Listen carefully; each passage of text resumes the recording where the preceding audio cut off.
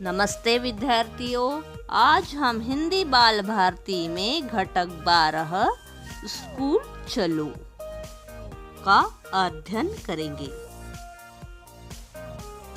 इस गद्य के लेखक है देवेंद्र कुमार।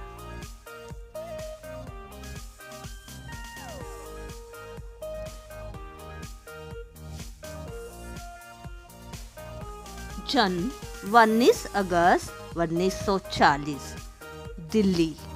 रचनाएं एक छोटी बांसुरी, खिलौने, पेड़ नहीं कट रहे हैं आदि। परिचय: 27 वर्ष नंदन पत्रिका से जुड़े रहे। हिंदी अकादमी तथा बाल साहित्यकार के राष्ट्रीय पुरस्कार से सम्मानित बाल उपन्यासकार, अनुवादक एवं कहानीकार रहे हैं। प्रस्तुत कहानी में लेखक ने शिक्षा के महत्व को प्रतिपादित करते हुए बताया है कि शिक्षा किसी भी उम्र में प्राप्त की जा सकती है। आखिरी बच्चा भी रिक्शा से उतरकर चला गया। भरतू की ड्यूटी खत्म हो गई थी, लेकिन अभी पूरी तरह नहीं।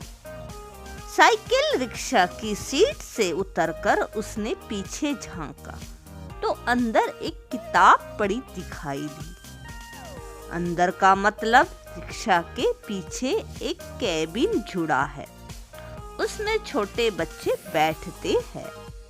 भरतू ने बड़बड़ाते हुए किताब उठा ली और उलट पलट कर देखने लगा। हर रोज ऐसा ही होता है, कोई ना कोई बच्चा कुछ ना कुछ भूल जाता है। रुमाल, पानी की बोतल या फिर किसी का कैप रह जाती है। वह जब भी किसी किताब को हाथ में उठाता है तो मन में एक चीड़ होती है अपने लिए। आखिर वह अनपढ़ क्यों रह गया? पढ़ लिख जाता तो आज रिक्शा खींचने की जगह कोई ढंग का काम करता। लेकिन अब इस सबको याद करने से क्या फायदा? रिक्शा को ढाबे के बाहर खड़ा करके भरतू खाना खाने बैठ गया। किताब अब भी उसके हाथ में थी। तभी आवाज सुनाई दी, क्यों भरतू, स्कूल में दाखिला ले लिया क्या? भरतू ने चौंक कर देखा। उसका साथी रमन हंसता हुआ किताब की ओर इशारा कर रहा था।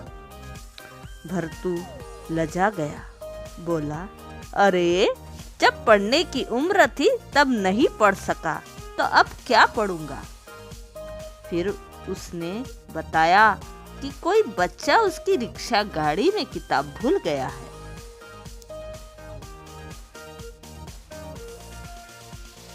भरतू, रमन तथा और 4 लोग एक किराए के कमरे में रहते हैं। सभी अपने अपने गांव से रोजगार की तलाश में शहर आए हैं। सभी के परिवार गांव में हैं। वे उनको पैसे भेजते रहते हैं। रमन साक्षर है, भीम ऐप से वह सबके पैसे भेज दिया करता है। बीच बीच में कुछ दिन के लिए घर वालों से मिलने गांव जाते हैं। भरतू स्कूल के बच्चों को लाता ले जाता है, उसके साथी सवारी ढोते हैं। वे लोग भरतू की रिक्शा को चिड़ियाखाना कहते हैं, पर भरतू ने उसका नाम रखा है गुलदस्ता।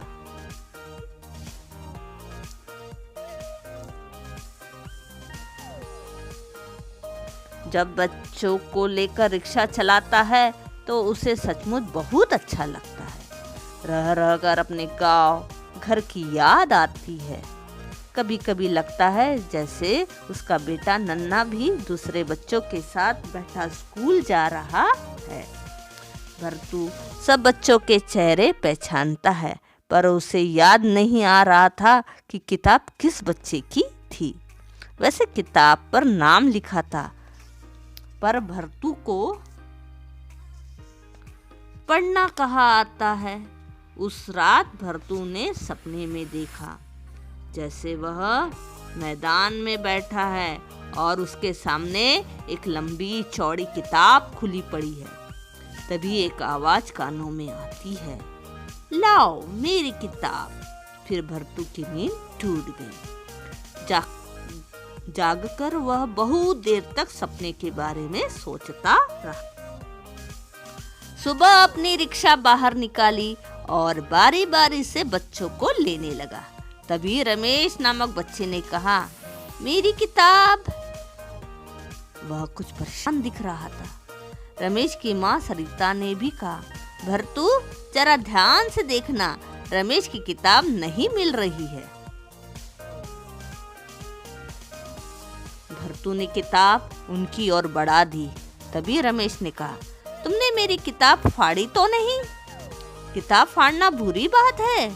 सुनकर भर्तू हंस पड़ा।